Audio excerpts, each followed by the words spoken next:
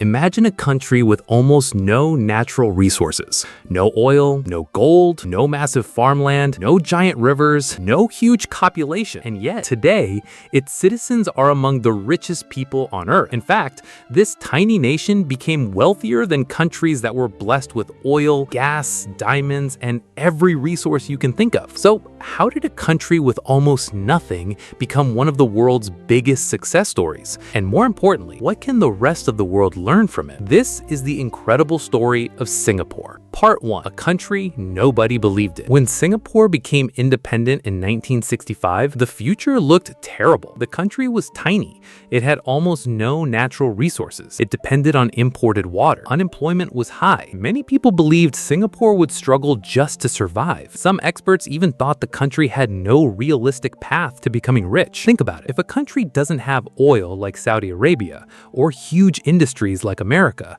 or massive natural resources like Australia, how exactly does it make money? At the time, nobody had a convincing answer, but Singapore's leaders had a very different idea. If they couldn't rely on natural resources, they would invest in something else. People. Part 2. The billion-dollar decision. Most countries focus on what is under the ground. Singapore focused on what was above the ground. Human capital. Education became a national obsession. Schools improved. Universities expanded. Skills training programs were introduced. The goal was simple: create one of the most educated workforces in the world. While other nations were exporting raw materials, Singapore was producing skilled workers, and global companies noticed. Businesses from around the world began investing in Singapore because they could find talented workers, stable laws, and a government that was focused on economic growth. Slowly but surely, money started flowing in. But that was only the beginning. Part 3. The secret weapon. Singapore had one advantage that many people ignored: location. Look at a map. Singapore sits near some of the busiest trade routes on Earth. Instead of fighting geography, it used geography. The country transformed itself into one of the world's most important shipping hubs. Today, millions of containers pass through Singapore every year.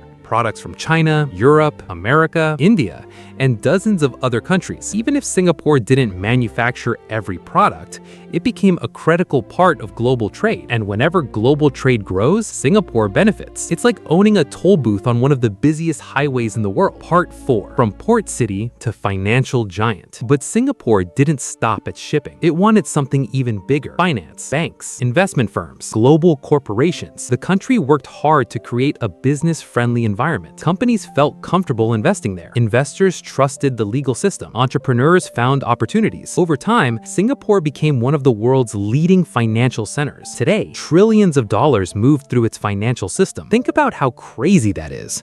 A nation with almost no natural resources became a global financial powerhouse, not because it found oil, not because it discovered gold, but because it built trust. And trust is often more valuable than natural resources. Part 5. The lesson nobody talks about. Many countries believe wealth comes from what they can dig out of the ground. Singapore proved something different. In the modern economy, knowledge can be more valuable than oil, education can be more valuable than gold, and smart institutions can be more valuable than natural resources. That's why some resource-rich countries remain poor, while some resource-poor countries become rich. The difference isn't always what a country has, it's what a country does with what it has. Singapore's story proves that being poor in resources doesn't mean being poor forever. Sometimes the biggest advantage isn't what's under your feet, it's what's inside your mind. If you enjoyed this video and want more fascinating stories about economics, money, global wealth, and the forces shaping our world, make sure to subscribe to Casual Dollar and turn on notifications. And tell me in the comments, which country should we break down next? Thanks for watching, and I'll see you in the next one.